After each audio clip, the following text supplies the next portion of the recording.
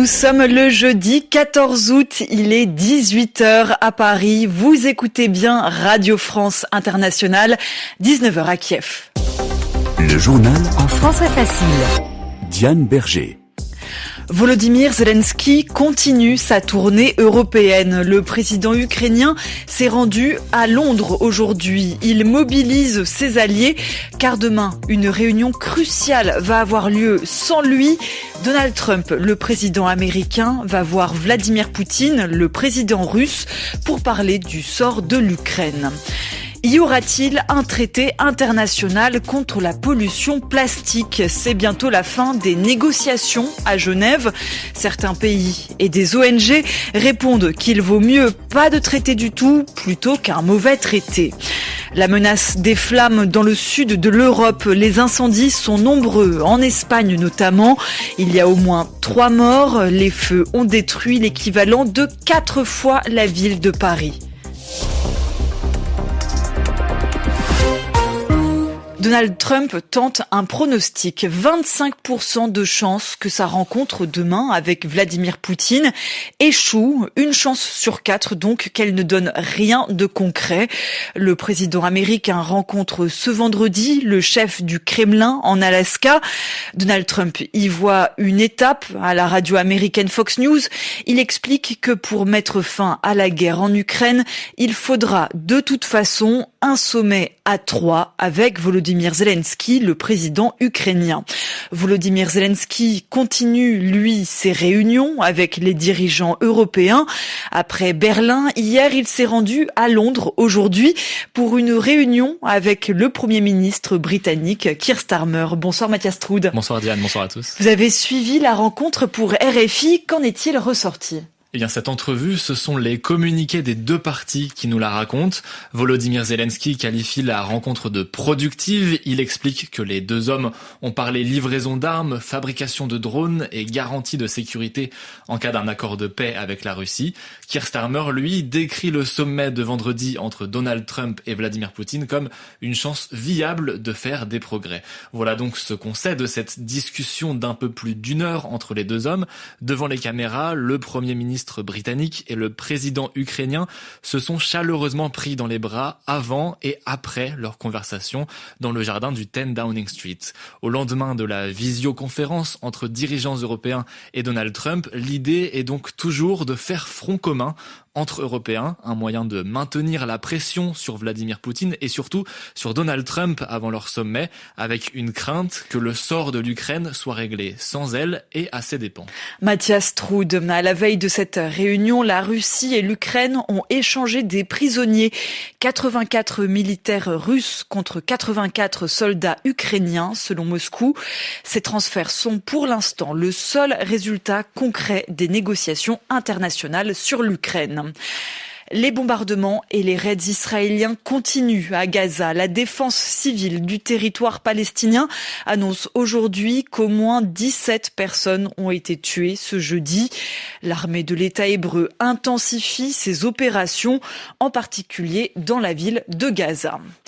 Il faut laisser entrer de l'aide humanitaire internationale au Soudan. C'est le message de l'Union européenne à toutes les parties impliquées dans la guerre civile qui ravage le pays, qui le détruit depuis plus de 2 ans. Un peu plus tôt ce jeudi, Médecins sans frontières a alerté sur l'épidémie de choléra. La maladie se propage au Soudan, dans la seule région du Darfour. Les équipes de l'ONG ont soigné plus de 2300 patients en une semaine et il y a eu aussi 40 morts. Emmanuel Macron appelle les États à adopter un texte à la hauteur de l'urgence. Je cite le président français. Les négociateurs n'ont en théorie plus que quelques heures pour arriver à un accord contre la pollution plastique à Genève. Les pays les plus ambitieux, ceux d'Amérique latine, d'Afrique et de l'Union européenne, espèrent toujours arriver à un nouveau texte qui soit plus ambitieux, plus volontaire que celui présenté hier. Cette version-là formula avait été jugée décevante par beaucoup de participants. Il était question surtout de la fin de vie des déchets plastiques, ce que l'on en fait quand on a fini de les utiliser. Rien de très concret, en revanche, pour limiter leur production, leur création.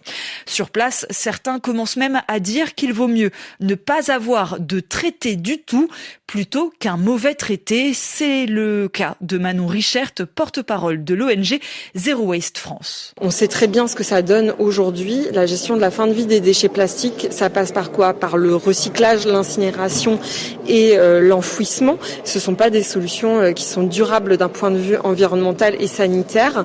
Le recyclage aujourd'hui, c'est une solution extrêmement coûteuse que peu de pays peuvent se permettre. Le plastique, c'est un matériau qui ne se recycle pas à l'infini, contrairement à ce qu'on dit. C'est un matériau qui se dégrade au fil des cycles de recyclage et surtout qui va relâcher des microplastiques dans la nature à chaque étape de sa vie en fait. Donc le problème il est beaucoup plus vaste que la simple gestion de la fin de vie des déchets et ça en fait c'était dans le mandat donné par l'ONU dès le départ en 2022.